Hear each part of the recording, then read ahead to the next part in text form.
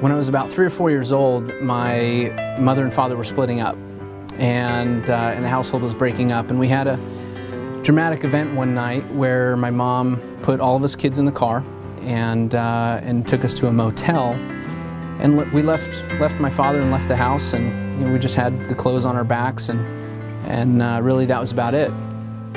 And that night in the motel, we needed, obviously to eat, and we needed to figure out what we were going to eat the next day.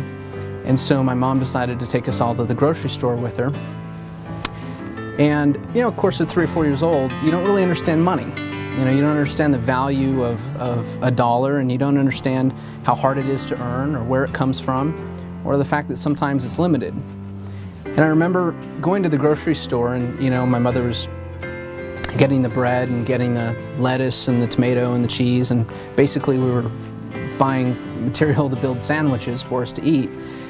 And of course, I'm 4 years old, I want to go to the toy section, so I make a beeline for the toy section, and I found one of those little guns that shoots out those ping pong balls, those little ping pong balls and the plastic gun things, and I think it was about $1.99. And so I grabbed the toy and I went back to my mom, and I said, "Mom, can I have this toy?" And I saw this look on her face that I'd never seen before.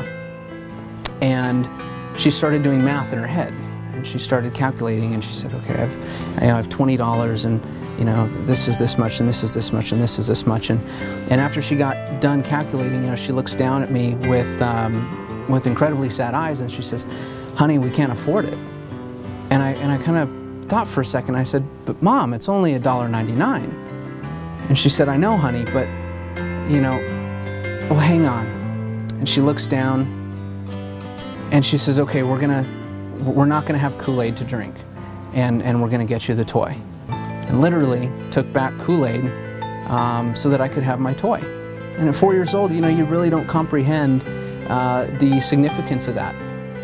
And as I grew older and remembered that moment, because it was so significant, obviously that night being a very traumatic night, I began to think about how much my mother struggled, how hard it really was, and what it was like to be poor, and what it was like to struggle for money. And one of the things that I will always forever be grateful to my mother for was, although there was things that she couldn't provide for us, and times she wasn't there for us, she never told me no. She never told me that I couldn't do something, that I couldn't achieve something. When I told her that I wanted to be a pilot, she said, "Son, yes you will." And I said, "Mom, I want to be a businessman." And she said, "You're going to be the best businessman there is." And it was those few words that really kept me driving and got me started in business probably before I even turned 10 years old.